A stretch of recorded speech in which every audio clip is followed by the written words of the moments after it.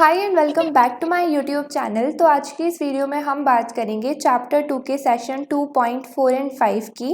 तो स्टार्ट करते हैं 2.4। इसमें हम बेसिकली 3 इम्पॉर्टेंट चीज़ों के बारे में पढ़ेंगे, जो कि फर्स्ट है हमारा रियल जीडीपी क्या होता है, फिर है हमारा प्राइस इंडेक्स क्या होता है, एंड देन एट लास्ट हमारा इन्फ्लेशन क्या होता है। तो स्टार्ट करते हैं हम रियल जीडीपी से ही। ओके, तो हम अगर बात करें अभी तक चैप्टर्स की, अभी तक हमने इतनी सारी चीज़ें पढ़ी चैप्टर में। हमने देखा कि हम अपनी जीडीपी को किस तरीके से मेजर कर सकते हैं।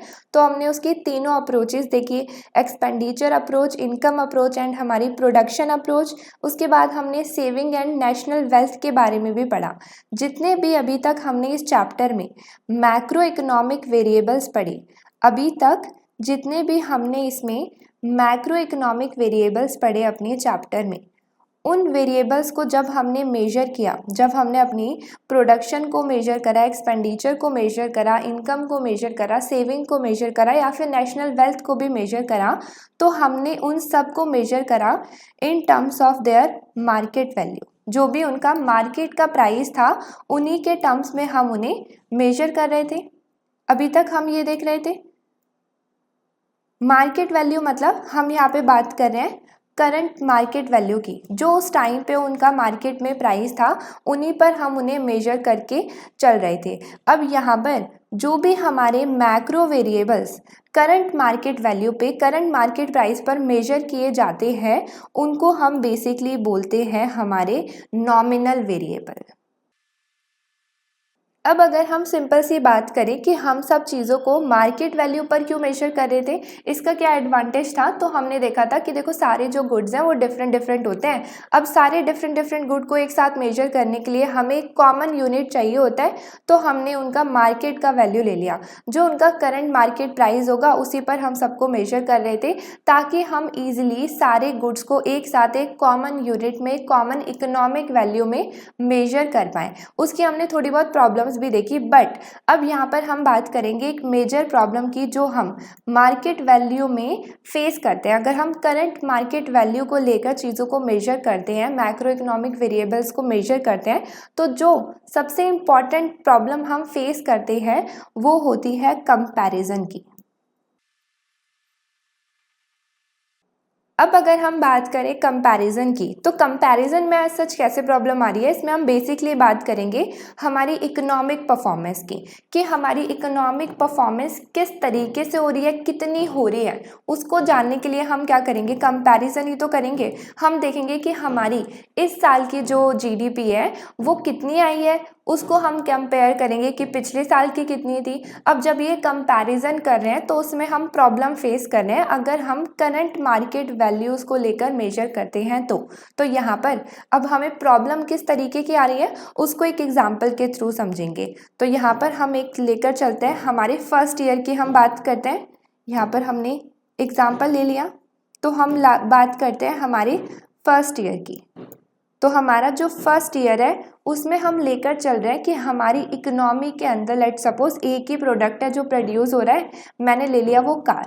तो फर्स्ट ईयर में हम लेकर चल रहे हैं कि लेट सपोज जो है 20 कार्स ही प्रोड्यूस हुई है हमारी इकोनॉमी के अंदर, 20 कार ही प्रोड्यूस हुई है। ओके, अब यहाँ पर बाकी सारी चीज़ें कैलकुलेशंस को एक बार सिंपल कर दो बिल्कुल, और लेट सपोज हम बात करते हैं कि कितनी प्रोडक्शन हुई है। तो हम देखेंगे कि 20 कार्स जो हैं वो कितने में बिकी है, मार्केट वैल्यू देखेंगे हम उसकी। तो हम देख रहे हैं कि एक कार की, यहाँ पर एक कार की जो मार्केट वैल्यू है वो कितनी है, $100।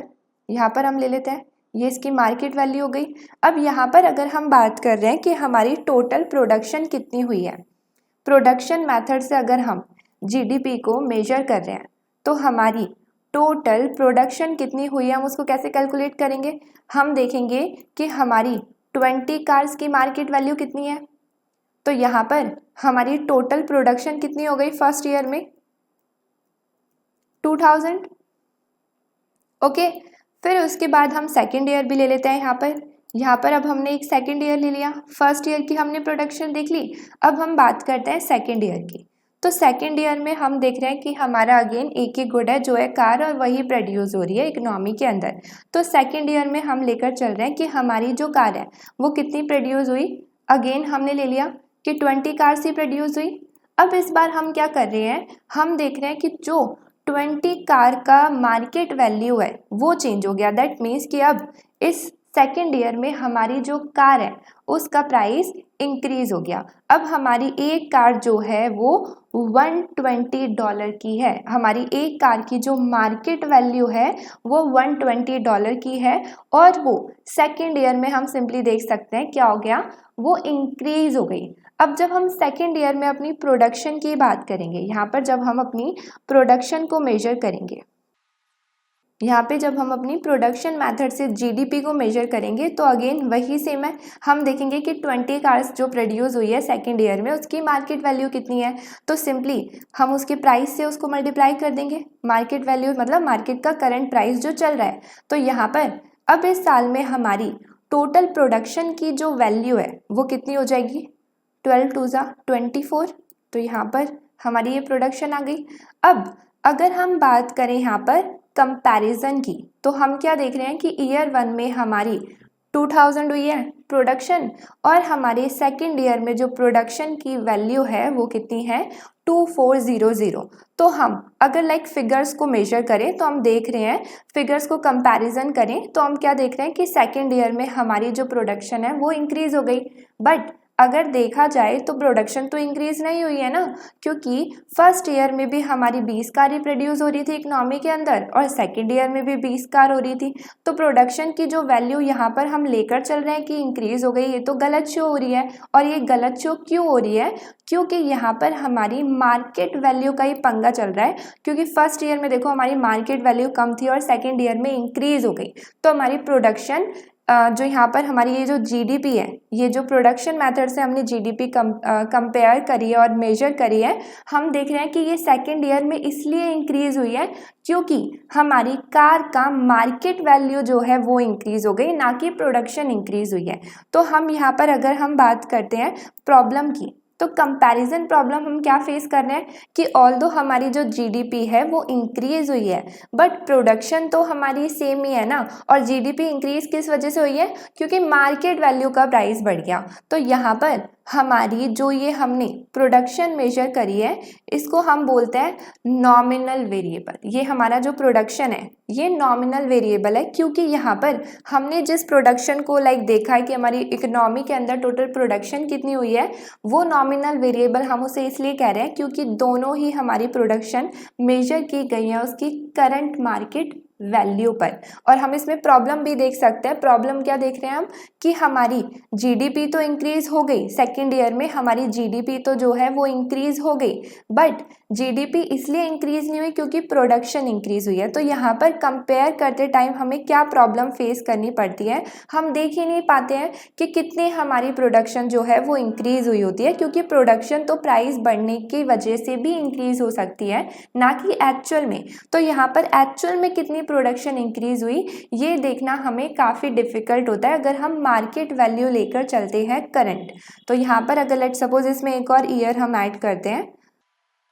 अब जैसे अगर यहाँ पर हम ले लेते हैं कि मान लो हमारे सेकेंड ईयर को ही हम थोड़ा सा फिर से एडिट कर देते हैं। ये तो हमने बेसिक ले लिया, अब एक और बार ले लेते हैं कि चलो सेकेंड ईयर में हमारी जो कार की प्रोडक्शन थी अब वो 20 कार जो है यहाँ पर सेकेंड ईयर में प्रोड्यूस होने लगी 22। हमारी जो कार की प्रोडक्शन है अब वो सेकेंड ईयर में हम मान के चलते हैं कि वो इंक्रीज हो गई। तो यहाँ पर अब सेकेंड ईयर में हमारी 22 कार्स जो है वो प्रोड्यूस होने लगी। अगर हम बात करें मार्केट वैल्यू की, तो मार्केट वैल्यू भी हम ले लेते हैं कि यहाँ पर अब हमारी जो एक कार है वो हमारी $120 की है, 120 उसकी मार्केट वैल्यू है। तो यहाँ पे इसकी मार्केट वैल्यू भी हमने इंक्रीज कर दी और क्वांटिटी भी इंक्रीज कर दी, हमारी प्रोडक्शन भी इंक्रीज कर दी। अब अगर अगेन हम अपनी प्रोडक्शन मेथड से जीडीपी को कैलकुलेट करें तो हम क्या देख रहे हैं, सिंपली अगर हम फर्स्ट ईयर की बात करें तो हमारी जीडीपी जो थी वो ये आई थी और सेकेंड ईयर में हमारी जो जीडीपी थी वो ये आई थी। अब हम सिंपली अगर कंपैरिजन करें दोनों सालों का तो हम देख रहे हैं कि जीडीपी देखो जो है इंक्रीज हुई है।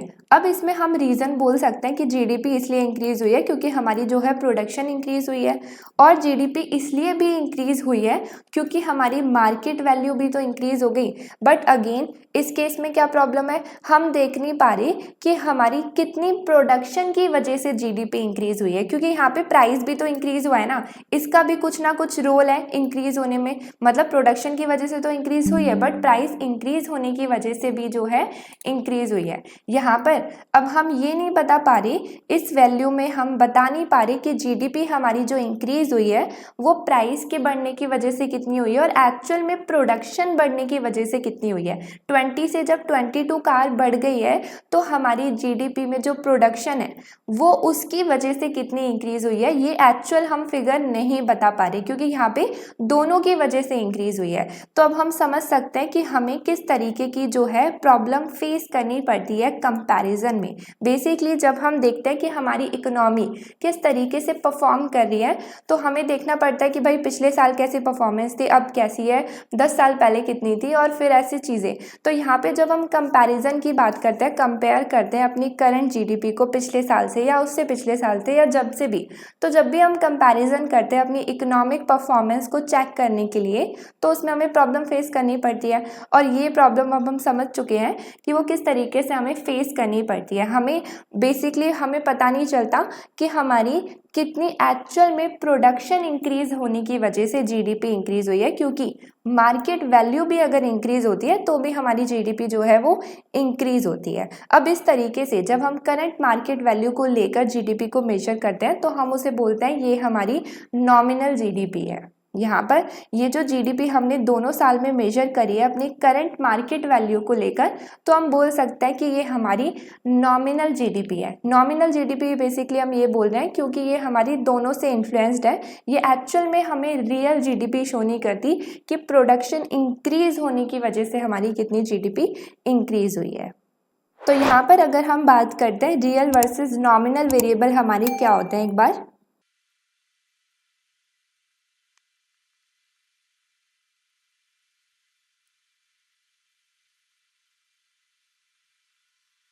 तो यहाँ पे अगर हम रियल वर्सेस नॉमिनल वेरिएबल की बात करें तो यहाँ पे मैंने नॉमिनल वेरिएबल तो ऊपर भी एक्सप्लेन करा था, वो वेरिएबल्स जिनको हम करंट मार्केट वैल्यू पर मेजर करते हैं। जैसे कि यहाँ पे अगर हम बात करें फर्स्ट ईयर की, तो फर्स्ट ईयर में हमारी कार की जो करंट मार्केट प्राइस था उस पर हमने टोटल प्रोडक्शन को मेजर करा, तो ये जो टोटल प्रोडक्शन है ये हमारे नॉमिनल वेरिएबल के अंदर आएगा, या फिर ये जो हमने जीडीपी मेजर करी है यहाँ पर ये हमारी नॉमिनल जीडीपी बोली जाएगी। सिमिलरली अगर हम बात करें यहाँ पे सेकेंड ईयर की, तो सेम यहाँ पे भी हमने इसका करंट प्राइस लिया था।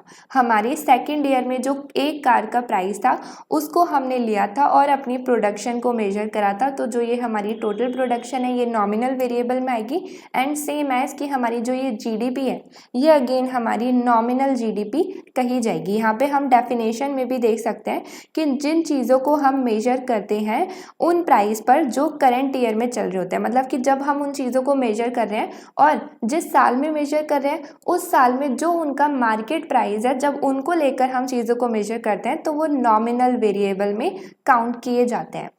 सिमिलरली अगर हम बात करें रियल वेरिएबल की, तो रियल वेरिएबल में हम करंट ईयर के प्राइजेस को नहीं लेते, हम उसमें बेस ईयर के प्राइजेस को लेते हैं। तो इसका क्या मतलब हुआ, तो इसको मैं सिंपली समझाती हूँ। जैसे कि अगर हम बात कर रहे हैं अभी इस साल अगर मैं जीडीपी को मेजर कर रही हूँ तो उसमें जितनी भी मैं मेजरमेंट कर रही हूँ, चीज़ों को लेकर मेजर कर रही हूँ, तो मैं उनके करंट मार्केट प्राइस को नहीं लूँगी जो उस साल में चल रहा है, मैं बेस ईयर के जो प्राइस होंगे उसको लूँगी। बेस ईयर कोई सा भी ईयर होता है जो गवर्नमेंट डिसाइड करती है कि ये हमारा बेस ईयर होगा, इसको हम लेकर चलेंगे।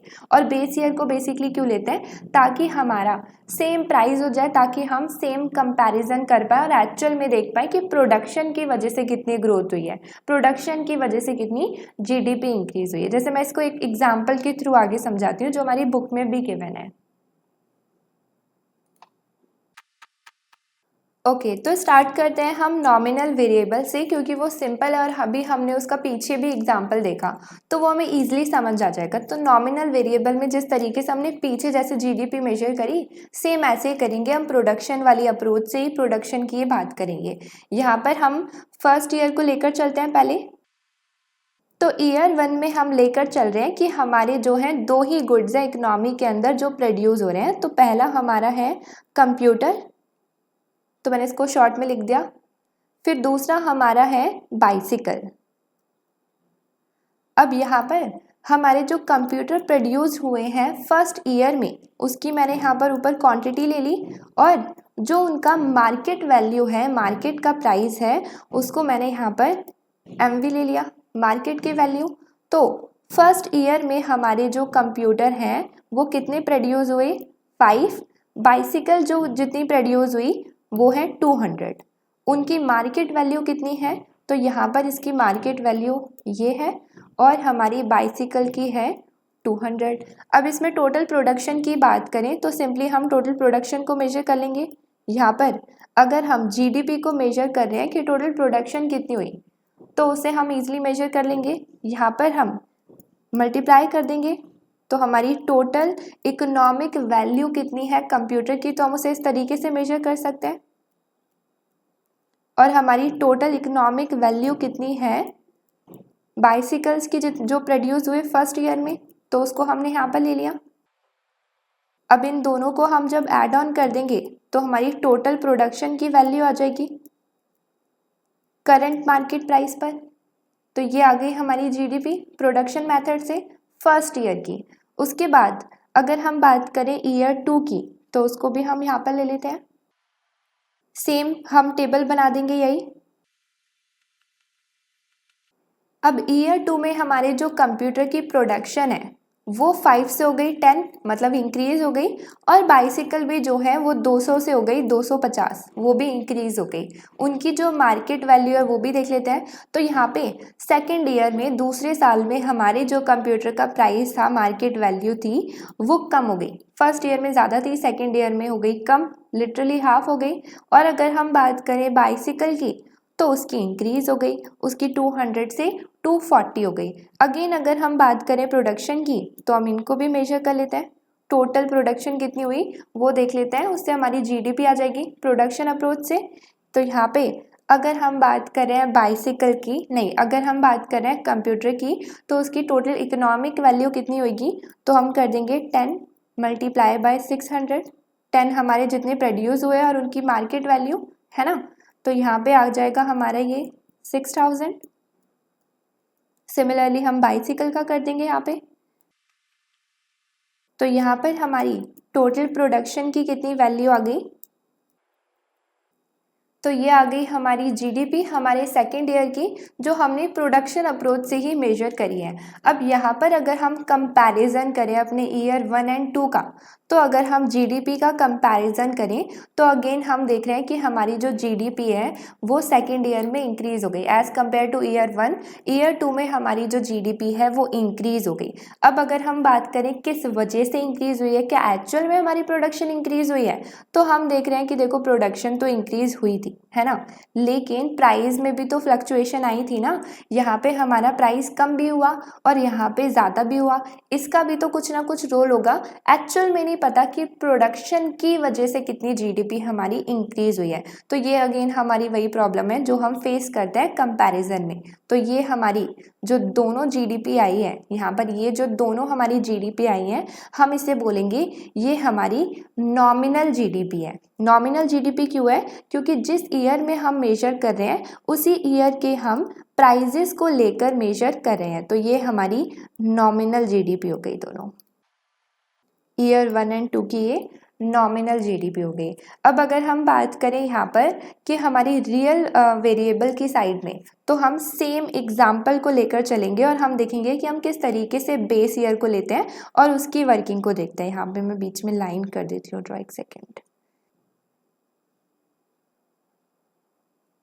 ओके, तो यहाँ पे हमारा जो रियल वेरिएबल है उसमें सबसे इम्पॉर्टेंट चीज़ ये है कि उसमें हम एक बेस ईयर लेकर चलते हैं। बेस ईयर लेकर चलते हैं मतलब कि हम यहाँ पर जो मेजरमेंट करते हैं अपनी, वो बेस ईयर के प्राइजेस को लेकर ही करते हैं, अपने करंट ईयर के प्राइजेस को नहीं लेते। और जो बेस ईयर होता है वो गवर्नमेंट डिसाइड करती है। यहाँ पर हम बेस ईयर 1 एंड 2 कोई सा भी ईयर ले सकते हैं।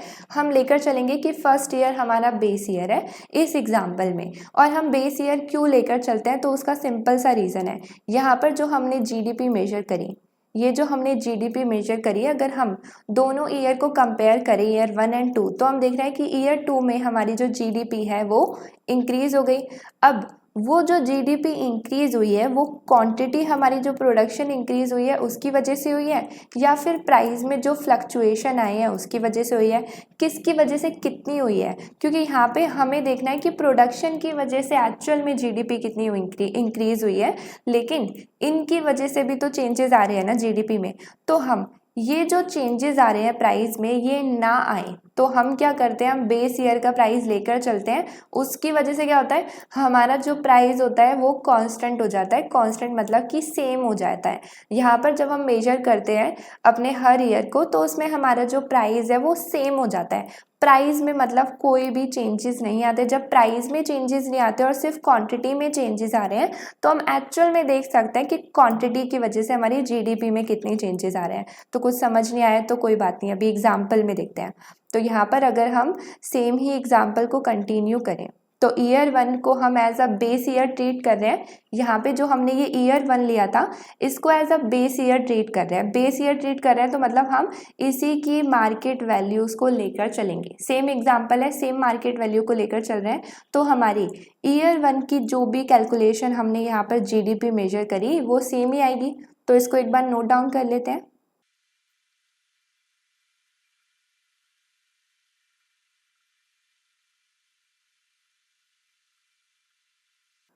ओके, तो यहाँ पर हमारा स्पेस थोड़ा सा कम था तो मैंने बहुत छोटा छोटा ही लिखा है। वैसे ये सारी चीज़ें जो हैं ये एग्जैक्ट सेम है जो मैंने यहाँ पर लिखी है। तो ईयर 1 जो है वो एग्जैक्टली सेम रहा है। क्यों? क्योंकि यहाँ पर हम लेकर चल रहे हैं कि मैं गवर्नमेंट हूँ और मैंने बेस ईयर क्या ले लिया, जो हमारा ईयर 1 था। यहाँ पे हमारा जो फर्स्ट ईयर था वो मैंने एज अ बेस ईयर ले लिया, फर्स्ट ईयर, और इसी के प्राइजेस को हम लेकर चलेंगे ताकि हमारे प्राइजेस कांस्टेंट हो जाए और हमारी मेजरमेंट में हम देख सकें कि सिर्फ क्वांटिटी की वजह से हमारी जीडीपी में कितने चेंजेस आए हैं। फिर अगर हम बात करें सेकेंड ईयर की मेजरमेंट की, यहाँ पर अगर हम बात करते हैं ईयर 2, सेकेंड ईयर में हमारी मेजरमेंट कैसे थी, तो अगेन वही दोनों हमारे आउटपुट जो है प्रोड्यूस हो रहे हैं। एक कंप्यूटर प्रोड्यूस हो रहा है इकोनॉमी के अंदर, और एक हमारी बाइसिकल प्रोड्यूस हो रही है ना। और यहाँ पर अगर हम क्वांटिटी की बात करें कि कितनी क्वांटिटी की प्रोड्यूस हुई हमारे सेकेंड ईयर में, तो हम सिंपली देख सकते हैं क्वांटिटी यहाँ पर 10 एंड 250 हुई थी, तो वही सेम क्वांटिटी रहेंगी।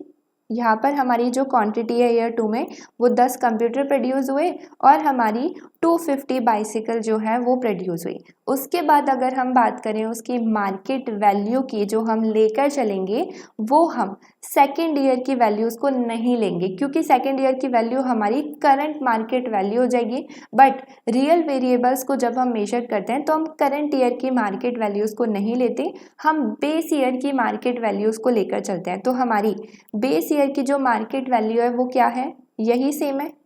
मतलब हम इन्हीं वैल्यूज़ को लेकर चलेंगे कि यही इनका मार्केट प्राइस है, ताकि कांस्टेंट रहे हमारा प्राइस, और क्वांटिटी में जितना चेंजेस आए हैं उसकी वजह से हमारी जीडीपी, हमारी प्रोडक्शन में कितने चेंजेस आए हैं उसको हम देख सकें। तो यहाँ पे जब हम अपनी प्रोडक्शन को मेजर करेंगे कि हमारी टोटल प्रोडक्शन कितनी हुई है इकनॉमी के अंदर, और उससे जब हम अपनी जीडीपी को मेजर करेंगे तो उस रिजल्ट को देखते हैं। तो यहाँ पर हम अपनी कंप्यूटर की इकोनॉमिक वैल्यू को कैसे मेजर करेंगे, हम देखेंगे कि हमारे 10 कंप्यूटर प्रोड्यूस हुए हैं और उनकी मार्केट वैल्यू क्या ले रहे हैं हम, बेस ईयर की मार्केट वैल्यू को, करंट ईयर की नहीं। तो हमारी बेस ईयर की थी सेम 1200, तो यहाँ पर आ जाएगा हमारा 12,000। फिर अगर हम बात करें बाइसिकल की, तो सेम कि कितने प्रोड्यूस हुए और उनकी बेस ईयर की मार्केट वैल्यू क्या थी, तो वो थी 200। तो यहाँ पर हमने ले लिया, यह आ जाएगा हमारा 50,000। तो हम अगर इसे टोटल करें तो हमारा कितना जीडीपी आया, 62,000। तो यहाँ पर अगर हम एक चीज़ को देखें तो हम क्या देख रहे हैं, अगर इसमें हम कंपैरिजन करते हैं दोनों का कंपैरिजन करते हैं तो हम देख रहे हैं कि फर्स्ट ईयर में हमारी जो जीडीपी थी वो 46,000 थी और सेकेंड ईयर में हमारी जो जीडीपी है वो 62,000 है। अब यहाँ पर जो हमारी ये जीडीपी इंक्रीज हुई है, हम देख रहे हैं कि ये एक्चुअल में किसकी वजह से हुई है, क्योंकि यहाँ पर हमारी जो क्वांटिटी है वो इंक्रीज हो गई थी। कंप्यूटर की भी क्वांटिटी इंक्रीज हो गई थी और हमारी बाइसिकल की भी क्वांटिटी इंक्रीज हो गई थी, क्योंकि हमारे प्राइजेस जो है, मार्केट वैल्यू जो हम लेकर चल रहे हैं वो तो कांस्टेंट लेकर चल रहे हैं, उसमें तो कोई भी चेंजेस नहीं आए। तो टोटली हमारी जीडीपी में किसकी वजह से चेंजेस आई हैं, क्वांटिटी इंक्रीज होने की वजह से, मतलब कि हमारी प्रोडक्शन इंक्रीज होने की वजह से। तो हमारे रियल वेरिएबल में हम रियल चेंज को देख सकते हैं, हमारी क्वांटिटी में कितना चेंज हुआ जिसकी वजह से हमारी जो जीडीपी है वो इंक्रीज हुई। तो ऐसी जीडीपी को हम बोलते हैं रियल जीडीपी। जब हम बेस ईयर के मार्केट वैल्यूज़ को लेते हैं और उससे जब हम मेजरमेंट करते हैं तो उसको हम बोलते हैं रियल जीडीपी, क्योंकि वो रियल चेंज दिखा रही है कि हमारी क्वांटिटी, हमारी प्रोडक्शन के इंक्रीज होने की वजह से जीडीपी में कितने चेंजेस आए, जीडीपी कितनी इंक्रीज या कम हुई। प्रोडक्शन कम हुई तो जीडीपी कम होगी और प्रोडक्शन इंक्रीज हुई तो जीडीपी हमारी इंक्रीज होगी। और क्योंकि इसमें प्राइस का कोई भी रोल नहीं है, प्राइस कांस्टेंट है, तो इसमें हम एक्चुअल चेंज को देख पाते हैं। यहाँ पर अगर हम चेंज की बात करें तो अगर हमारे बात कर रहे हैं परसेंटेज चेंज की, यहाँ पर अगर हम बात करते हैं परसेंटेज चेंज की कि हमारा एक्चुअल में कितना चेंज आया प्रोडक्शन में, जीडीपी में, तो हम परसेंटेज चेंज को कैसे मेजर करते हैं, हम देखते हैं new minus old divided by old. तो ये तो हमारा चेंज होता है, परसेंटेज चेंज में इंटू 100 कर देते हैं परसेंटेज निकालने के लिए। अब यहाँ पर अगर हम देख रहे हैं चेंज कि हमारी ग्रोथ ऑफ रियल जीडीपी में कितना चेंज आया, तो हम देखेंगे कि हमारी न्यू जीडीपी मतलब सेकेंड ईयर में जो हमारी जीडीपी थी वो कितनी थी, 62,000, माइनस में हमारी फर्स्ट ईयर में कितनी थी, 46,000 एंड डिवाइडेड बाय हमारा 46,000 इंटू होल 100। तो यहाँ पर हमारा जो रियल जीडीपी में चेंज आया है, उसकी ग्रोथ में जो चेंज आया है वो परसेंटेज चेंज कितना है, 34.8%। अब मतलब ये क्या शो कर रहा है, 34.8 क्या शो कर रहा है कि हमारी 34.8% से जो हमारी प्रोडक्शन है, हमारी फिजिकल प्रोडक्शन है वो इंक्रीज हुई है। ओके, यहाँ तक सारी चीज़ें क्लियर है। एंड उसके बाद अब हम एक और चीज़ की बात करें तो हम यहाँ पर नोटिस करेंगे कि हमारी जो रियल जीडीपी है, यहाँ पर जो हमारी रियल जीडीपी है वो एग्जैक्टली इक्वल होती है हमारी नॉमिनल जीडीपी के, एक सेकेंड, हमारी नॉमिनल जीडीपी के कब कब सेम होती है, बेस ईयर में। तो यहाँ पर इसका क्या मतलब है, सिंपली कि हमारी जो रियल जीडीपी है वो हमारी नॉमिनल जीडीपी के इक्वल होती है, और वो कब होती है, बेस ईयर में। मतलब कि यहाँ पर हमारा जो बेस ईयर था वो क्या था, फर्स्ट ईयर। फर्स्ट ईयर को हम एज अ बेस ईयर ले रहे थे, तो फर्स्ट ईयर में हम सिंपली देख सकते हैं कि हमारी जो रियल जीडीपी थी वो भी 46,000 थी और हमारी जो नॉमिनल जीडीपी थी वो भी 46,000 थी। उसके बाद अगर हम सेकेंड ईयर को कंपेयर करें तो हमारी दोनों में जीडीपी डिफरेंट है, क्योंकि उसमें से कोई भी हमारा बेस ईयर तो नहीं है, तो इसलिए हमारी nominal versus real second year में मैच नहीं करती है, बट फर्स्ट ईयर में मैच करती है, क्योंकि वो हमारा बेस ईयर है। बेस ईयर में हमारी नॉमिनल और हमारी रियल जीडीपी जो है वो सेम रहती है। सेम इसलिए भी रहती है क्योंकि ऑब्वियसली उसका जो प्राइस है वो सेम रहता है, यहाँ पर उनका जो हम मार्केट वैल्यू लेकर चलते हैं वो सेम होता है। बेस ईयर का हमारा जो प्राइस होता है, इसमें यहाँ पर बेस ईयर का जो हमारा प्राइस होता है वो एग्जैक्टली इक्वल होता है हमारे करंट ईयर के प्राइस से। तो ये था हमारा कंप्लीट रियल जीडीपी। अब अगर हम बात करें बुक की, तो बुक में हमें एक और टेबल गिवन है जिसमें हमें फर्स्ट ईयर के साथ साथ एक और एग्जाम्पल गिवन है, जिसमें हम फर्स्ट ईयर को नहीं ले रहे हैं एज अ बेस ईयर, हम सेकेंड ईयर को जो है बेस ईयर ट्रीट कर रहे हैं। तो किस तरीके से कैलकुलेशन होगी, सिंपल सी बात है, अगर हम सेकेंड ईयर को बेस ईयर ले रहे हैं तो उसमें हम मार्केट वैल्यू को जो है ये लेंगे, मार्केट वैल्यू ये लेंगे, बाकी क्वांटिटी जो है वो दोनों ईयर की अलग अलग रहेंगी। मार्केट वैल्यूज़ को हम सेम लेंगे, और कौन सी लेंगे मार्केट वैल्यू को, सेकेंड ईयर की, और हमारी जो कैलकुलेशन है वो उस तरीके से होंगी। ये एक बार आप खुद ही चेक कर लेना। अब इसके बाद जो हमारा सेकेंड टॉपिक है वो है हमारा प्राइस इंडेक्स, तो उसे हम आगे देखते हैं।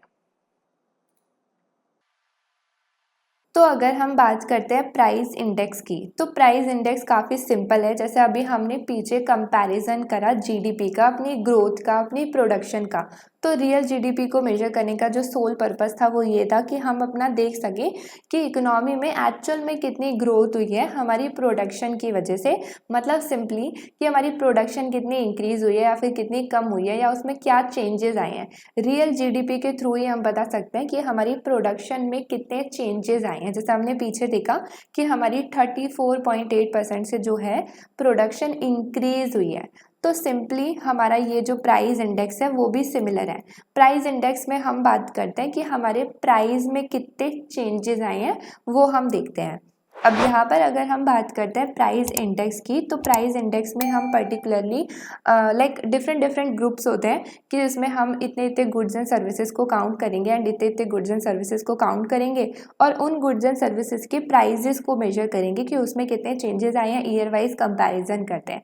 तो जैसे प्राइस इंडेक्स हमारे काफ़ी तरीके के हो सकते हैं। बुक में हमारा कंज्यूमर प्राइस इंडेक्स ही गिवन है, उसको भी हम आगे पढ़ेंगे। तो यहाँ पर प्राइस इंडेक्स में हम सिंपली समझ सकते हैं कि अलग अलग तरीके की कैटेगरी होती है, जिसमें बेसिकली हमारे डिफरेंट गुड्स एंड सर्विसेज जो है वो कैटेगराइज करे जाते हैं कि इसमें ये इंक्लूडेड है, इसमें इस तरीके के गुड्स एंड सर्विसेज, इसमें इस तरीके के, और उनके प्राइस लेवल को मेजर करते हैं, देखते हैं उसमें क्या चेंजेस आए हैं और उसको कंपैरिजन करते हैं ईयर टू ईयर, ताकि हम देख सकें कि हमारे प्राइस में कितने चेंजेस आए हैं। अब यहाँ पर हमारे प्राइस इंडेक्स के अंदर जो टॉपिक हमें गिवन है वो गिवन है जीडीपी डिफ्लेटर का। तो जो हमारा जीडीपी डिफ्लेटर है, जीडीपी डिफ्लेटर में हम क्या मेजर करते हैं, अगेन हम मेजर करते हैं कि हमारे एवरेज प्राइस लेवल में कितना चेंज आया है, उसको हम किस तरीके से मेजर करेंगे। तो सिंपली जब हम जीडीपी डिफ्लेटर की बात करते हैं तो इसमें हम कौन सी गुड्स एंड सर्विसेज को इंक्लूड करते हैं, सिंपली वो जो सारे जीडीपी के अंदर इंक्लूड हैं उनके प्राइस लेवल को देखते हैं हम सिंपली। तो यहाँ पर हम जीडीपी डिफ्लेटर को किस तरीके से मेजर करते हैं, तो उसका फॉर्मूला होता है हमारा नॉमिनल जीडीपी जो आता है, हमारा नॉमिनल जीडीपी डिवाइडेड बाय हमारा रियल जीडीपी इनटू 100। तो ये हमारा फॉर्मूला हो गया।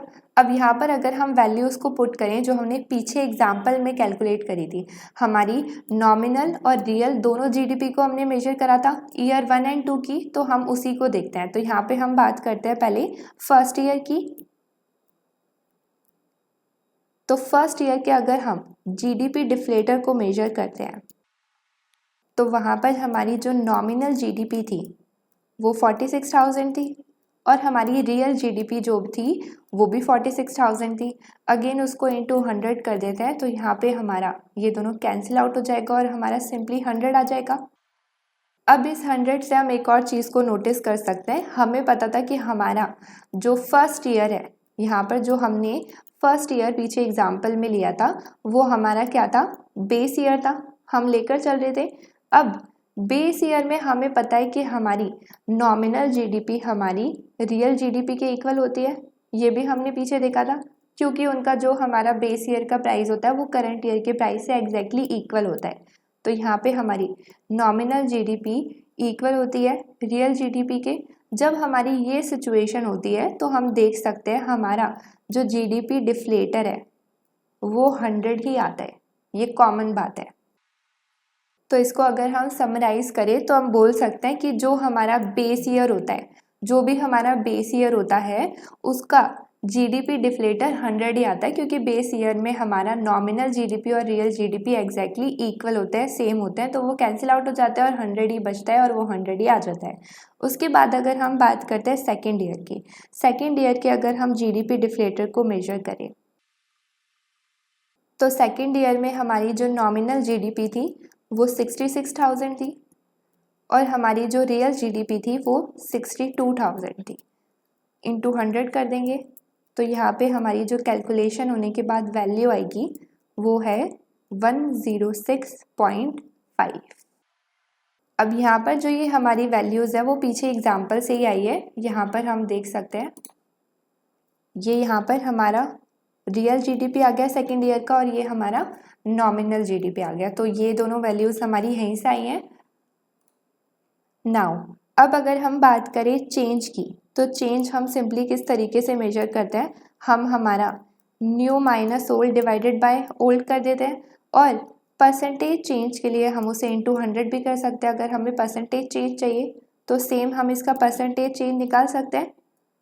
तो हमारा न्यू जीडीपी डिफ्लेटर मतलब कि हमारा सेकेंड ईयर का जीडीपी डिफ्लेटर, तो वो हमारा ये था, माइनस ओल्ड हमारा 100 था, डिवाइडेड बाय अगेन 100 क्योंकि ओल्ड था वो, इंटू 100।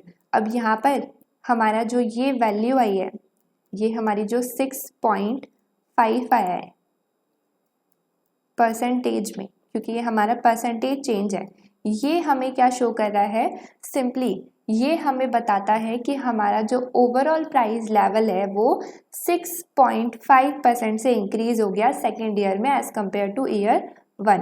तो यहाँ पर हम देख सकते हैं कि हम किस तरीके से मेजर करते हैं हमारे एवरेज प्राइस लेवल को। उसके बाद अगर हम बात करें प्राइस इंडेक्स की, तो यहाँ पे अगेन हमें एक और टॉपिक गिवन है, consumer price index. Now the consumer price index, तो जैसे अगर हम जीडीपी में बात कर रहे थे, यहाँ पे जीडीपी डिफ्लेटर में जब हम मेजरमेंट कर रहे थे तो उसमें हम उन गुड्स एंड सर्विसेज के प्राइजेस की बात कर रहे थे जो जीडीपी में इंक्लूड है। बेसिकली उसमें हम सारे ही गुड्स एंड सर्विसेज की बात कर रहे थे। यहाँ पर अगर हम बात करते हैं कंज्यूमर प्राइस इंडेक्स में, तो हम बात करते हैं गुड्स एंड सर्विसेज के प्राइजेस की। किन गुड्स एंड सर्विसेज के, जो हमारे कंज्यूमर गुड्स हैं। यहाँ पर हम कंज्यूमर गुड्स के प्राइजेस की बात करते हैं और उनको मेजरमेंट करते हैं और फिर कंपैरिजन करते हैं ईयर वाइज। अगेन अगर हम इसके फॉर्मूले की बात करें, यहाँ पर अगर हम इसके फॉर्मूले की बात करें तो हम देखते हैं कि हमारी जो कंज्यूमर गुड है, लाइक जो हमारी बास्केट ऑफ कंज्यूमर आइटम है, उसकी करंट कॉस्ट क्या है,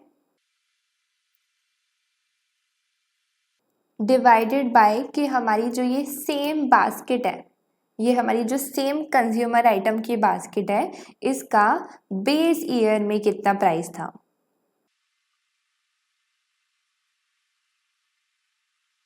मल्टीप्लाई बाय 100।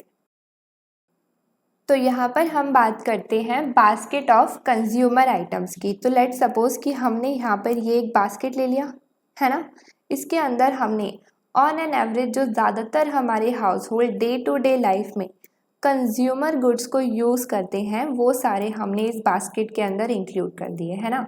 तो यहाँ पर लेट सपोज वेजिटेबल्स हो गई, क्लोथ्स हो गए, फ्यूल्स हो गए, जैसे हमारी बुक में भी गिवन है, और वैसे in like country to country ये डिफर करता है। कंज्यूमर गुड की जो कैटेगरी है वो भी डिफरेंट डिफरेंट होती है।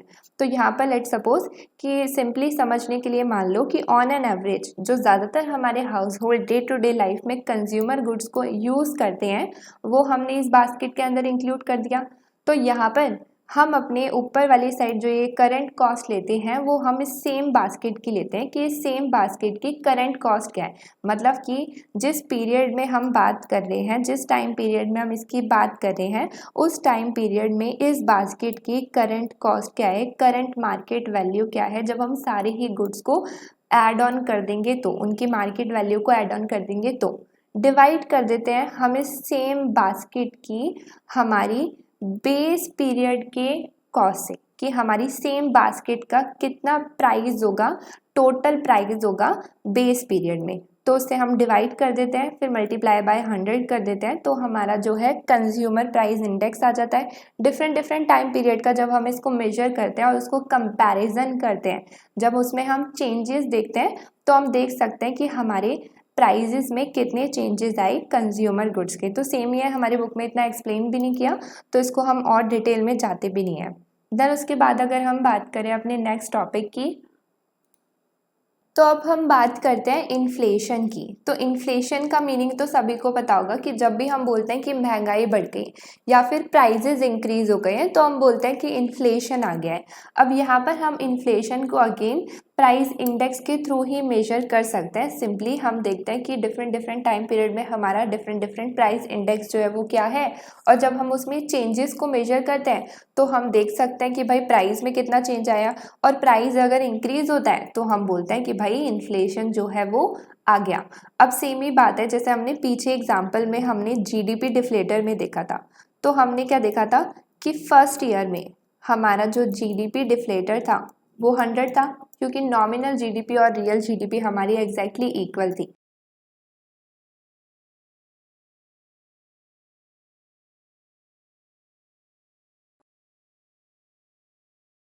तो चेंज क्या करते हैं हम, न्यू माइनस में हमारा ओल्ड डिवाइडेड बाय ओल्ड, और अगर हम परसेंटेज चेंज की बात करते हैं तो हम उसे इंटू 100 कर देते हैं, तो हमारा परसेंटेज चेंज आ जाता है।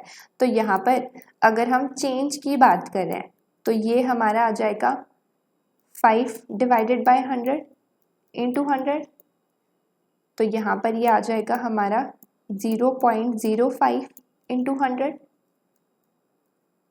और यहाँ पर अगर हम बात करते हैं, ये तो शो करता है हमारा चेंज, और अगर हम बात करते हैं परसेंटेज चेंज की तो हम इसे इंटू 100 कर देते हैं और ये आ जाता है हमारा परसेंटेज चेंज। तो हम देख सकते हैं कि हमारा जो 5% से प्राइस है वो इंक्रीज हो गया था। अब यहाँ पर ये जो 5% है ये हमारा इन्फ्लेशन रेट को भी शो करता है। अब सिंपली हम देख सकते हैं यहाँ पर, अगर हम इसको एक और एग्जांपल में देखें कि लेट सपोज हमारे 3rd ईयर में जो है हमारा जो जीडीपी डिफ्लेटर है वो है 112। ओके, अब यहाँ पर जब हम चेंजेस की बात कर रहे हैं तो हम अगेन वही करेंगे, न्यू माइनस ओल्ड। तो न्यू हमारा ये जो 3rd ईयर में आया, ओल्ड क्या है जो इससे पहले ईयर में आया मतलब 2nd ईयर में, तो हमने इसको यहाँ पे ले लिया, डिवाइडेड बाय हमारा ओल्ड, इनटू में हम 100 कर देते हैं, या फिर अभी 100 रहने दो, हम सिर्फ चेंज की बात कर रहे हैं। तो जब हम इसको मेजर करेंगे तो यहाँ पर आ जाएगा हमारा 7 डिवाइडेड बाय 105 विच इज़ 0.0667, और जब हम इसका परसेंटेज चेंज करेंगे तो हम इसे इंटू 100 कर देंगे, तो हमारा जो परसेंटेज चेंज है वो कितना आ जाएगा 6.67%। तो हम देख रहे हैं कि 6.67% से हमारे जो गुड्स एंड सर्विसेज हैं उनका जो प्राइस है वो इंक्रीज हो गया है। तो इन्फ्लेशन हमारा यही शो करता है कि हमारा प्राइस लेवल जो है वो पहले से कितना बढ़ गया है, कितना इंक्रीज हो गया है। अब यहाँ पर अगर हम इसके फॉर्मूले की बात करें कि हम किस तरीके से इन्फ्लेशन को मेजर करते हैं, तो यहाँ पे हमारी बुक में गिवन है कि ये हमारा लेट सपोज इन्फ्लेशन है इस टाइम पीरियड का, T+1 टाइम पीरियड का, और हम इसको किस तरीके से मेजर करेंगे, हम देखेंगे कि अभी करेंटली हमारे जो टाइम पीरियड है T+1 उसमें क्या प्राइजेस है, उसमें क्या प्राइस इंडेक्स है, माइनस कर देंगे कि इससे पहले वाले में कितना था।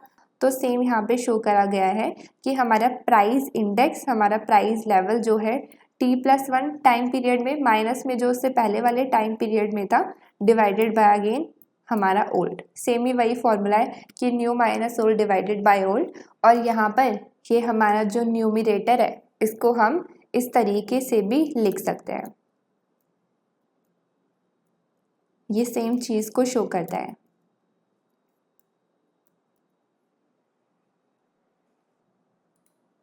नाउ अब हम बात करते हैं 2.5 हमारे लास्ट सेशन के इस चैप्टर के, तो वो है हमारा इंटरेस्ट रेट। तो इसको एग्जाम्पल के थ्रू ही समझते हैं, काफ़ी सिंपल सा टॉपिक है। यहाँ पे हम लेकर चलते हैं कि ये हमारे 2 इंडिविजुअल हैं। ओके, तो हमने ले लिया कि जो फर्स्ट इंडिविजुअल है वो हमारा बोरोवर है और सेकेंड इंडिविजुअल हमारा लैंडर है। तो बोरोवर है ये और ये हमारा एक लैंडर हो गया। अब यहाँ पर हम लेकर चल रहे हैं कि बोरोवर कौन होता है, हमें पता है वैसे सब कुछ, बट लेकिन फिर भी बोरोवर जो होता है वो क्या होता है, वो पैसे मांगता है। तो बोरोवर जो है वो पैसे मांगता है, लैंडर कौन है, जो पैसे देता है। तो लैंडर जो है वो बोरोवर को पैसे देता है, बोरोवर जो है उसको पैसों की नीड होती है, वो पैसे मांगता है। अब यहाँ पर जो लैंडर है वो फ्री में तो किसी को पैसे नहीं देगा कि भाई तू मेरा 1 साल के लिए जो है पैसों को रख ले, तेरे को नीड है। नहीं, ऐसा नहीं होता है, फ्री में कोई किसी का काम नहीं करता है। अगर लैंडर इसको पैसे दे रहा है, लैंडर बोरोवर को पैसे दे रहा है, तो वो क्यों देता है, वो उसके ऊपर इंटरेस्ट चार्ज करता है। यहाँ पर जो हमारा लैंडर है वो पैसों को तो देता है बट उसके ऊपर इंटरेस्ट भी चार्ज करता है। यहाँ पर इंटरेस्ट भी चार्ज करता है। इंटरेस्ट चार्ज करता है क्या मतलब है कि अगर ये बोरोवर को 1 साल के लिए पैसे देता है कि चल 1 साल के लिए मेरे पैसे रख ले, 1 साल के बाद मुझे लौटा दियो, तो पैसे तो लौटाएगा ही लौटाएगा, बट उसके साथ साथ इंटरेस्ट भी चार्ज करता है, इंटरेस्ट भी लेगा उस पैसों पर ब्याज भी लेगा, ऐसे भी समझ सकते हैं। अब सेम है कि जो बोरोवर है वो क्या कर रहा है, वो पैसे तो ले रहा है, अब 1 साल बाद वो पैसे लौटाएगा भी, बट कैसे लौटाएगा, वो पैसों के साथ साथ, पैसे तो पे करेगा ही, बट पैसों के साथ साथ 1 साल बाद या जो भी उसका टाइम ड्यूरेशन है उस पर इंटरेस्ट भी पे करेगा, इंटरेस्ट भी पे करेगा। तो यहाँ पर जो भी ये इंटरेस्ट चार्ज कर रहा है, ये इंटरेस्ट पे कर रहा है, ये जो भी इंटरेस्ट है वो होता है हमारा इंटरेस्ट रेट। एक इंटरेस्ट रेट डिसाइड होता है कि कितने इंटरेस्ट पे मुझे वापस देगा, कितने एक्स्ट्रा पैसे मुझे मिलेंगे, कितने एक्स्ट्रा पैसे मुझे पे करने पड़ेंगे। तो ये जो भी कहानी होती है इंटरेस्ट की, वो सारी आती है इंटरेस्ट रेट के अंदर। एक इंटरेस्ट रेट डिसाइड होता है। अब इसके काफ़ी सारे जो है डिफरेंट चीज़ें होती है कि किस किस चीज़ों पर ये डिपेंड करता है कि इंटरेस्ट रेट डिपेंड करता है कि देखो टाइम ड्यूरेशन क्या है, कितने टाइम के लिए तुम मेरे से पैसे ले रहे हो, कौन ले रहा है, किधर से तुम ले रहे हो पैसे, किससे ले रहे हो, वो सारी चीज़ें डिपेंड करती हैं और इसके अलग अलग फैक्टर हैं। वो इस टॉपिक में हम नहीं पढ़ने वाले। अब यहाँ पर अगर हम इसको एग्जाम्पल के थ्रू समझे, लेट सपोज यहाँ पर हम बात करते हैं अगेन सेम ही एग्जाम्पल की। तो जो ये लैंडर है, एक सेकेंड मैं इसे इरेज कर देती हूँ यार, मेरे यहाँ पर बारिश हो रही है और शोर भी आ रहा होगा मुझे लग रहा है माइक पर। ओके, तो मैं तेज़ बोलने की ट्राई करती हूँ। यहाँ पर जो हमारा लैंडर है, हम मानकर चल रहे हैं कि ये जो है $100 बोरोवर को दे रहा है, बोरोवर को लैंड कर रहा है, बोरोवर को नीड थी, बोरोवर को दे दिए। अब इस $100 पर जो ये हमारा लैंडर है वो 8% जो है इंटरेस्ट चार्ज कर रहा है। 8% इंटरेस्ट चार्ज कर रहा है कि मतलब हमारा जो बोरोवर है, लेट सपोज 1 साल का टाइम है, 1 साल बाद हमारा जो बोरोवर है वो हमें $100 तो वापस करेगा ही करेगा, बट उसके ऊपर हमें इंटरेस्ट भी देगा। कितना इंटरेस्ट देगा? 8% इंटरेस्ट देगा। तो यहाँ पर हम 8% इंटरेस्ट को एक बार कैलकुलेट कर लेते हैं कि 8% इंटरेस्ट कितना आएगा। तो हम simply 100 multiply by 8 divided by 100 कर देंगे। तो हमारा इंटरेस्ट का जो अमाउंट है, ये तो इंटरेस्ट रेट हो गया, इंटरेस्ट रेट ये हो गया। तो इस इंटरेस्ट रेट का अमाउंट जो है वो कितना हो गया? $8।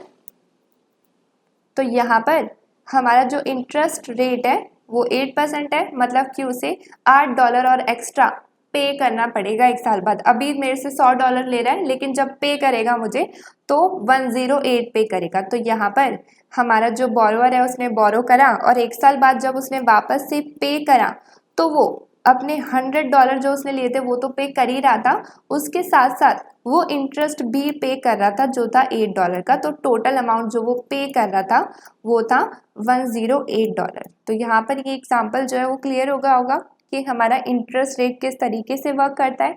अब यहाँ पर अगर हम बात करते हैं इंटरेस्ट रेट की, तो हम सिंपली देख रहे हैं कि हमारा जो इंटरेस्ट रेट है वो किस तरीके से वर्क कर रहा है कि जिससे हम बोरोइंग कर रहे हैं, जिससे हम पैसे उधार ले रहे हैं, उसको हमें इंटरेस्ट पे करना पड़ता है, या फिर जो लेंड कर रहा है मनी, जो पैसे दे रहा है, वो इंटरेस्ट रेट चार्ज करता है। तो हम सिंपली देख सकते हैं कि अगर एक इंडिविजुअल दूसरे इंडिविजुअल से ले रहा है, मतलब कि रिलेटिव से अगर तुम अपने पैसे उधार लेते हो तो तब तुम्हें लेट सपोज इंटरेस्ट पे करना पड़ रहा है ना।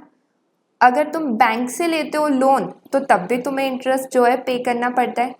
तो ये हो गया इंटरेस्ट की बात। लेकिन इंटरेस्ट के साथ साथ क्या होता है, हमें रेट ऑफ रिटर्न नाम की भी कोई चीज़ होती है। रेट ऑफ रिटर्न हमें किस चीज़ पर मिलता है कि अगर हमने शेयर्स होल्ड करे हैं किसी कंपनी के या स्टॉक्स के, तो वहाँ पर भी हमें रिटर्न मिलता है। वहाँ पे जो हमें रिटर्न मिलता है वो हमारा रेट ऑफ इंटरेस्ट नहीं होता, वो हमारा रेट ऑफ रिटर्न होता है। यहाँ पर जो हमें शेयर्स पर रिटर्न मिलता है वो हमारा रेट ऑफ रिटर्न होता है। और जो हम रिलेटिव से ले रहे हैं या बैंक से ले रहे हैं लोन या बोरोइंग, तो उस पर हमें मिलता है इंटरेस्ट रेट। आई गेस कि मेरी आवाज़ जो है वो आ रही होगी और बाकी साउंड इतना नहीं आ रहा होगा। हाँ, तो यहाँ पर हमारा जो शेयर्स है, अब शेयर्स जो है हमारे स्टॉक्स के, बॉन्ड्स के, उन पर जो है हमें कैपिटल गेन होता है। जैसे बुक में बताया हुआ है कि हमारे जो शेयर्स होते हैं स्टॉक्स के और बॉन्ड्स के, उन पर हमें कैपिटल गेन होता है।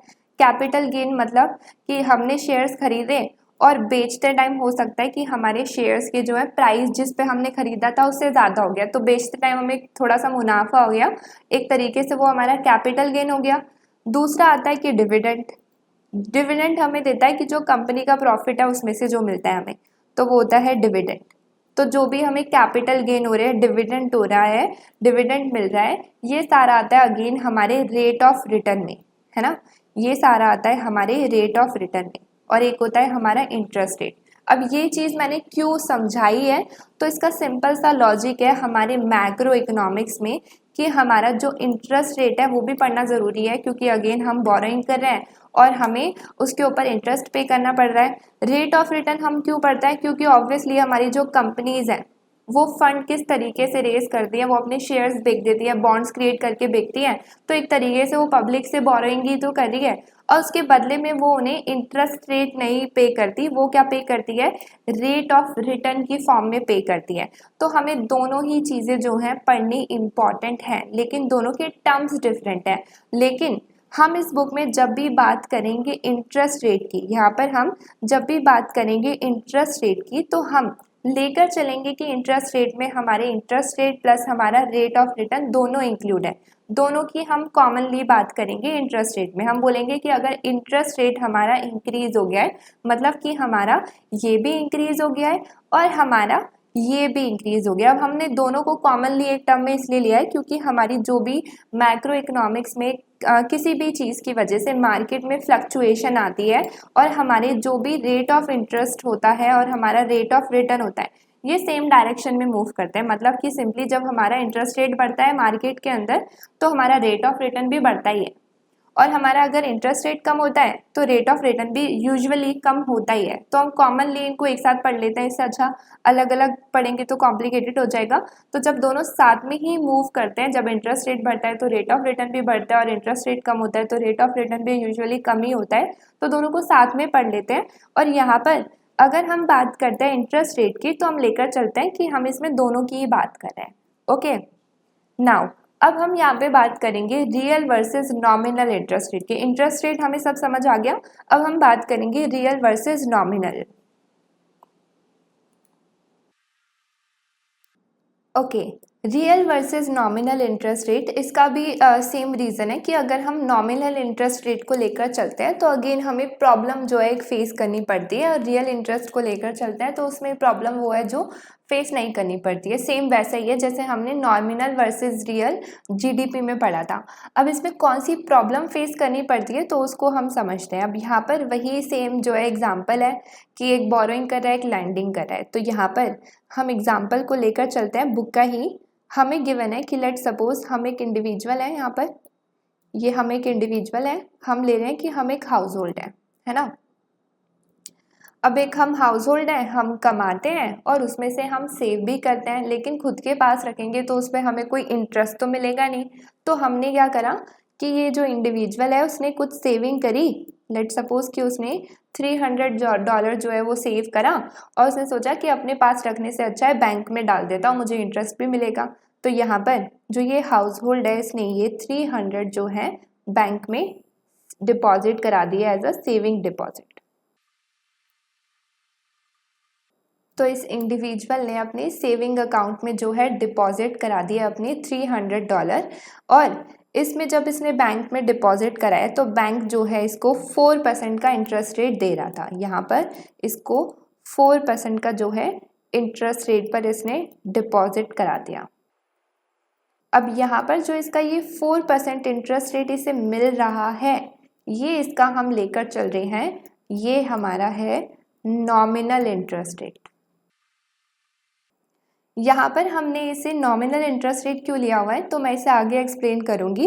अब यहाँ पर वापस से अगर एग्जांपल पे चलें तो हम एक हाउस होल्ड हैं जिसने अपने सेविंग अकाउंट में डिपॉजिट करे $300, जिस पर बैंक जो है हमें 4% का इंटरेस्ट रेट दे रहा है पर ईयर। तो लेट सपोज अगर हम बात करते हैं एक ईयर बीत गया तो यहाँ पर एक साल बाद हमारा जो अमाउंट है वो कितना हो जाएगा, तो ऑब्वियसली उस पर हमें हमारा अमाउंट तो मिलेगा ही बट उस पर हमें इंटरेस्ट रेट भी मिलेगा। तो हमारा 300 का 4% कितना हो जाएगा उसे हम मेजर कर लेते हैं। यहाँ पर ये हमारा 0 कैंसिल आउट हो जाएगा और 12 आ जाएगा। तो यहाँ पर एक साल बाद हमारा जो अमाउंट है वो तो हमारा रहेगा ही रहेगा, प्लस उसके ऊपर हमें जो बैंक इंटरेस्ट रेट दे रहा है 4%, मतलब कि $12, वो भी हमें मिलेगा। तो हमारा जो टोटल अमाउंट है वो कितना हो जाएगा 312 हमारे सेविंग डिपॉजिट में। ओके, अब यहाँ पर अगर हम एक चीज़ को कंपेयर करें तो हम क्या देख रहे हैं कि एक साल पहले हमारे $300 थे हमारे पास, हमने बैंक में डिपॉजिट करा दिए, तो 1 साल बाद हमारे जो $300 थे वो $312 बन गए। तो सिंपली हम देखते हैं कि हमारे जो पैसे हैं वो बढ़ गए। तो अगर हम इसे इस सेंस में देखें कि हमारी यहाँ पर $300 को अगर हम खर्च करते हैं गुड्स एंड सर्विसेज पर, तो यहाँ पर हम जो 300 में खर्च कर रहे हैं गुड्स एंड सर्विसेज को, ऑब्वियसली हम 312 में ज़्यादा गुड्स एंड सर्विसेज को खरीद सकते हैं जो हम पहले खरीद रहे थे। मतलब कि 1 साल बाद हमारा जो ये $312 बन गया है, इसमें मैं ज़्यादा गुड्स एंड सर्विसेज को परचेज कर सकती हूँ। तो मैं सिंपली बोल सकती हूँ कि यहाँ पर मेरी जो वैल्यू ऑफ मनी है वो इंक्रीज़ हो गई। अब यहाँ पर जो मैंने ये वैल्यू ऑफ मनी इंक्रीज हो गई है, जो मैंने ये स्टेटमेंट लिखी है, मैं इसे तभी लिख सकती हूँ जब मैं 300 में जो गुड्स एंड सर्विसेज को खरीद रही थी वो मैं 312 में और ज़्यादा खरीद सकती हूँ तब। मतलब कि इसका क्या है कि लेट सपोज यहाँ पर मैं 300 में लेट सपोज ऐसे ही सिंपली कि मैं 2 बॉल्स को खरीद सकती थी, है ना। अब जब मैंने 1 साल बाद जो ये मेरा अमाउंट बढ़ गया है वो 300 से 312 हो गया है, तो अब मान के चलो कि अब मैं 3 बॉल को खरीद सकती हूँ। जब मेरी परचेजिंग पावर इंक्रीज हो गई, जब मैं ज़्यादा गुड्स एंड सर्विसेज को खरीद सकती हूँ, तो मैं मान के चल रही हूँ कि मेरी वैल्यू ऑफ मनी जो है वो इंक्रीज हो गई। कब बोलूँगी कि मेरी वैल्यू ऑफ मनी इंक्रीज नहीं हुई? क्योंकि ऐसा भी होता है कि पैसे तो बढ़ गए, 300 से 312 तो हो गए, बट हो सकता है कि मेरी वैल्यू ऑफ मनी जो है वो इंक्रीज ना हुई हो। कब ऐसा होता है? तो ऐसा होता है तब जब लेट सपोज कि यहाँ पर मान के चलो कि ये हमारी पहले के केस में हम लेकर चल रहे हैं कि हम 300 में 1 साल पहले एक कार को लेट सपोज परचेज कर सकते थे। इस कार का जो प्राइस था वो मान लो $300 ही था, है ना। अब 1 साल बाद हम लेकर चल रहे हैं कि 1 साल बाद मैं सेम कार को जो है परचेज नहीं कर सकती, क्योंकि इस सेम कार का जो प्राइस है वो हो गया $350। अब ऑल्दो मेरा जो यहाँ पर मनी है वो इंक्रीज तो हो गया, बट इस इंक्रीज होने का फ़ायदा क्या हुआ? जब यहाँ पर महंगाई भी बढ़ गई और प्राइस भी बढ़ गई और मैं ज़्यादा गुड्स को क्या सेम गुड को भी परचेज नहीं कर पा रही। तो इस केस में ऑलरेडी मेरी क्या देख रही हूँ मैं कि मेरी वैल्यू ऑफ मनी जो है वो डाउन हो गई। तो यहाँ पर इसका इम्पॉर्टेंट जो पॉइंट है वो क्या है कि मैं तभी बोलूँगी कि मेरी वैल्यू ऑफ मनी इंक्रीज हुई है जब मैं पहले से ज़्यादा गुड्स को खरीद सकूँ, है ना। तभी तो मैं बोलूँगी कि मेरी वैल्यू ऑफ मनी इंक्रीज हो गई। और ये कब पॉसिबल होगी? जब मेरी महंगाई इतनी ना बढ़े या फिर सिंपली मेरी महंगाई बढ़े ही ना। तो हम लेकर चलते हैं कि यहाँ पर जब मेरी वैल्यू ऑफ मनी मैं बोल रही हूँ इंक्रीज हुई है, तो मैं मान के चल रही हूँ कि इस केस में यहाँ पर कोई भी इन्फ्लेशन नहीं हुआ। 1 साल के अंदर कोई भी महंगाई जो है वो नहीं बढ़ी, कोई भी प्राइजेस में चेंजेस नहीं आए। इन्फ्लेशन का यही साइन होता है, तो मैं मान के चल रही हूँ कि इन्फ्लेशन 0 है। तो यहाँ पर हम लेकर चल रहे हैं कि इन्फ्लेशन 0 है। 1 साल पहले मैं 300 में जो खर्चे कर सकती थी, अब मैं 1 साल बाद 312 में ज़्यादा खर्चे कर सकती हूँ, क्योंकि प्राइजेस में कोई भी चेंजेस नहीं आए। मेरी सिंपली वैल्यू ऑफ मनी जो है इंक्रीज हो गई है। ओके, अब उसके बाद अगर हम बात करते हैं एक दूसरे केस की, यहाँ पर हमारी वैल्यू ऑफ मनी इंक्रीज हो गई। लेट सपोज हम केस लेते हैं केस 2। अब इसमें हम ले रहे हैं कि सेम हमारी जो वैल्यू ऑफ मनी है वो 1 साल बाद ये हो गई, सेम ही ले ली हमने क्योंकि सेम ही तो इंटरेस्ट रेट मिल रहा है, तो हमारी वैल्यू ऑफ मनी तो यही है। बट इस केस में हम लेकर चल रहे हैं कि इस केस में हमारा इन्फ्लेशन भी है, मतलब कि यहाँ पर हमारी मनी तो बढ़ गई, इंटरेस्ट रेट मिला और हमारी मनी तो बढ़ गई, लेकिन महंगाई भी बढ़ गई उसके साथ साथ। अब यहाँ पर हम लेकर चल रहे हैं विद इन्फ्लेशन। तो हमने यहाँ पर इन्फ्लेशन रेट ले लिया कि लेट सपोज यहाँ पर 1 साल बाद जो है हमारी महंगाई भी बढ़ गई 4%, मतलब कि सबके प्राइजेस जो है वो 4% से इंक्रीज हो गए। अब इस केस में क्या हुआ? अब यहाँ पर ऑल्दो जो है हमारा पैसा तो बढ़ गया बैंक के अंदर, बट महंगाई भी तो बढ़ गई। अब जो हमारा पैसा बढ़ा है वो भी 4% से बढ़ा है और जो महंगाई बढ़ी है वो भी 4% से बढ़ी है। मतलब कि हमारा जो यहाँ पर ये हमारी मनी बढ़ी है इसका कोई भी फ़ायदा नहीं हुआ। कोई भी फ़ायदा क्यों नहीं हुआ? क्योंकि सेम ही बात है। सेम बात कैसे है? क्योंकि सिंपली अगर मैं बात करूँ $300 की, तो $300 में जो मैं गुड्स एंड सर्विसेज को परचेज कर पा रही थी, यहाँ पर तो मैं उनसे ज़्यादा परचेज कर पा रही थी क्योंकि कोई महंगाई नहीं बढ़ी थी, सिंपली मेरी जो है मनी बढ़ गई थी। लेकिन इस केस में क्या हुआ? मेरी मनी बढ़ने के साथ साथ महंगाई भी तो बढ़ गई, हमारे प्राइजेस भी तो 4% से बढ़ गए। तो सिंपली मैं इसमें क्या देख रही हूँ कि मेरे को इंटरेस्ट रेट मिल रहा है वो भी 4% का और महंगाई जो बढ़ी है वो भी 4% से है। तो यहाँ पर जो मैं इधर 300 में गुड्स एंड सर्विसेज को परचेज कर पा रही थी, मैं उन्हीं सेम गुड को यहाँ पे परचेज कर सकती हूँ। उससे ज़्यादा परचेज नहीं कर सकती, उससे कम करना चाहूँ तो कर लूँ, बट उससे ज़्यादा नहीं कर सकती। ज़्यादा इसलिए नहीं कर सकती क्योंकि यहाँ पर मेरी वैल्यू ऑफ मनी जो है वो नहीं बढ़ी है। नहीं इसलिए नहीं बढ़ी क्योंकि जिस रेट से मेरा यहाँ पर मनी इंक्रीज़ हुई है उसी रेट से महंगाई भी तो इंक्रीज़ हो गई। तो मेरे रेट से जो ये मनी इंक्रीज़ हुई है उसका फ़ायदा ही क्या हुआ? फ़ायदा ही क्या हुआ? क्योंकि मुझे यहाँ पर ये जो इंटरेस्ट रेट मिल रहा है 4%, इससे मुझे कोई फ़ायदा ही नहीं हुआ है। इससे अच्छा तो मैं 300 रुपये अपने पास रख लेती। इसको मैं एग्जाम्पल के थ्रू समझाती हूँ। तो यहाँ पर हम लेकर चलते हैं कि अगर हम बात कर रहे हैं $300 की, तो मैंने देखा कि $300 में मैं एक कार को परचेज कर सकती थी जिसकी मार्केट वैल्यू, मार्केट में उस कार का प्राइस कितना था? $300। लेकिन मैंने सोचा कि इस कार को मैं 1 साल बाद परचेज कर लूँगी। अभी मैं इस $300 को बैंक में डिपॉजिट करा देती हूँ जिस पे मुझे 4% का इंटरेस्ट रेट मिल जाएगा। तो मैंने बैंक में डिपॉजिट करा दिया और मुझे 1 साल बाद जो पैसे बने वो थे 312। बट 1 साल बाद मैं क्या देखती हूँ कि मेरी महंगाई भी बढ़ गई 4% से।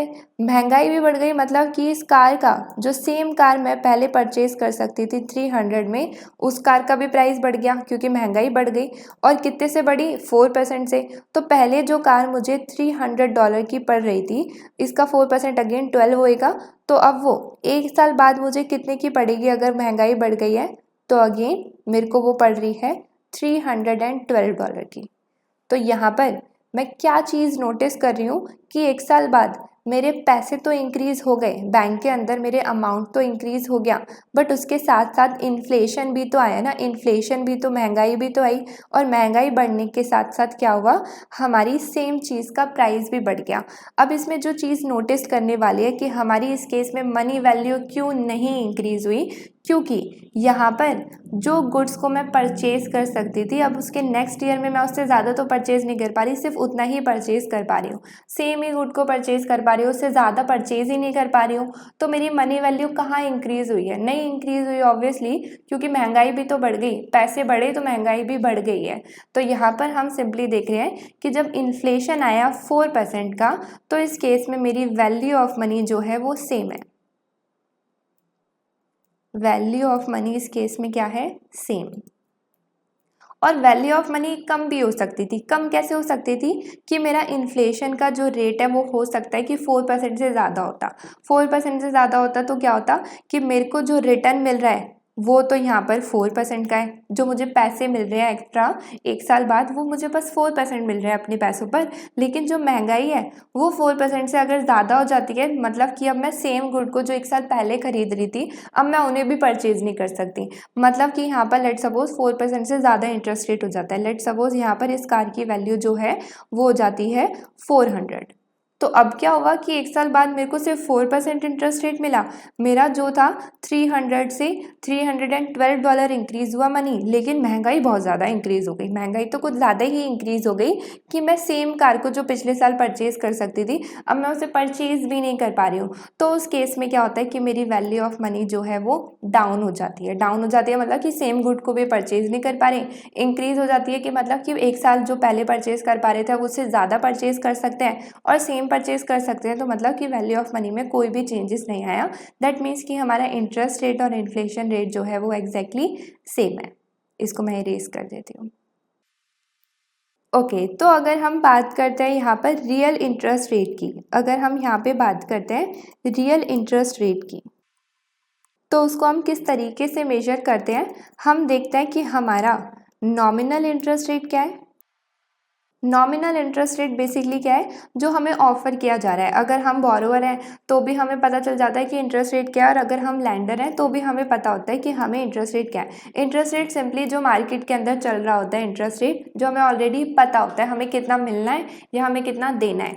तो नॉमिनल इंटरेस्ट रेट माइनस हमारा जो इन्फ्लेशन रेट होता है, जो इस परसेंटेज से हमारे प्राइजेज इंक्रीज हुए हैं वो, जब हम अपने नॉमिनल इंटरेस्ट रेट से अपने इन्फ्लेशन रेट को माइनस करते हैं तो हमारा जो है रियल इंटरेस्ट रेट आ जाता है।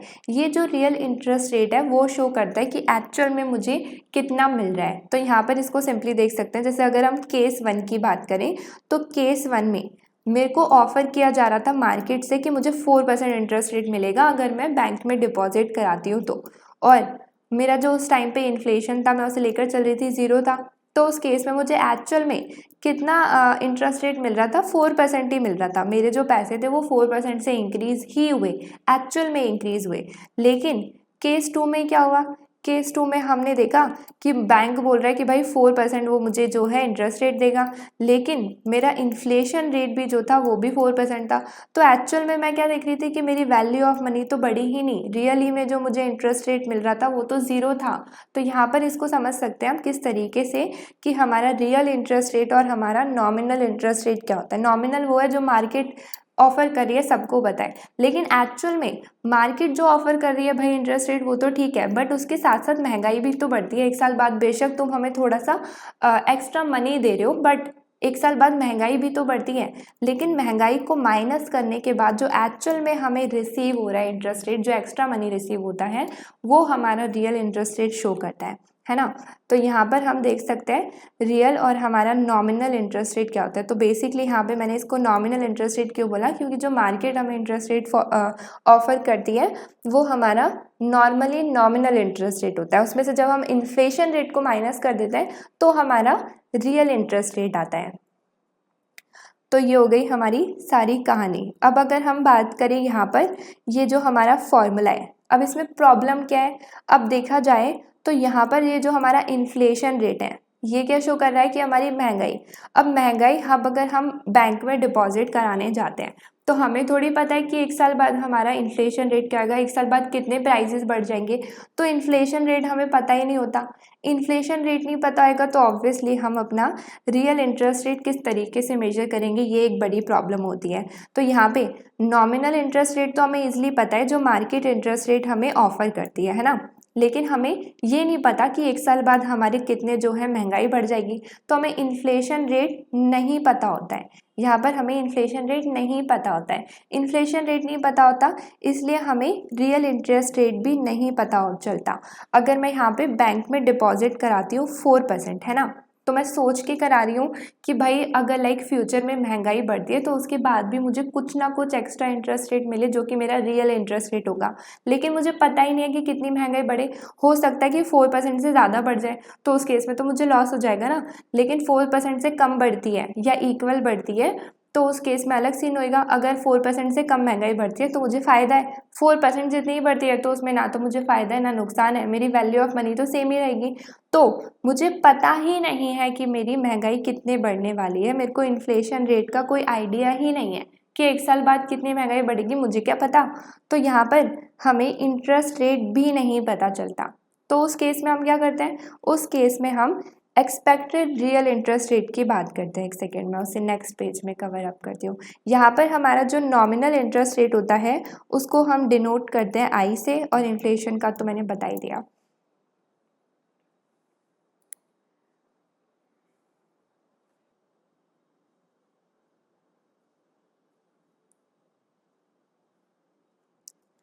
तो यहाँ पर अगर हम बात करें लेट सपोज एग्जाम्पल की, तो मेरा जो बैंक है वो मुझे 4% इंटरेस्ट रेट दे रहा है और एक साल बाद जो है इन्फ्लेशन भी 4% से इंक्रीज हो गया, तो उस केस में मेरी जो वैल्यू ऑफ मनी है वो क्या हो जाएगी, सेम। यहाँ पर मैं वैल्यू ऑफ मनी को शॉर्ट में लिख देती हूँ, तो मेरी वैल्यू ऑफ मनी जो है वो सेम हो जाएगी। अगर इसका उल्टा होता है, यहाँ पर हमारा जो बैंक है वो तो मुझे 4% ही दे रहा है, लेकिन मेरा जो इन्फ्लेशन है वो सिर्फ 2% से इंक्रीज होता है, तो उस केस में मेरी जो वैल्यू ऑफ मनी है वो इंक्रीज हो जाएगी।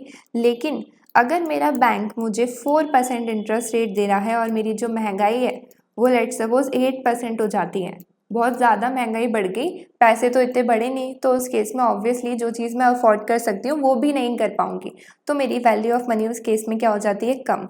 तो हमने बात करा कि ये सारी चीज़ें तो ठीक है, लेकिन यहाँ पर जो हम लेकर चल रहे हैं कि इन्फ्लेशन रेट ऐसा ऐसा हो जाएगा और उसके हिसाब से हम अपने रियल इंटरेस्ट रेट को ऑलरेडी कैलकुलेट कर कर चलें, तो हमें तो पता ही नहीं है कि एक साल बाद कितनी महंगाई बढ़ने वाली है। यहाँ पर हमें इन्फ्लेशन रेट का तो कोई आइडिया ही नहीं है। नॉमिनल तो हमें ऑलरेडी जो ऑफर करता है मार्केट इंटरेस्ट रेट वो होता है, लेकिन यहाँ पर हमें इन्फ्लेशन रेट के बारे में कुछ भी नहीं पता है। तो यहाँ पर हम खुद से ही आइडिया लगाते हैं कि कितनी महंगाई बढ़ सकती है, तो उस केस में हम क्या करते हैं, हम एक्सपेक्टेड इन्फ्लेशन रेट को लेकर चलते हैं।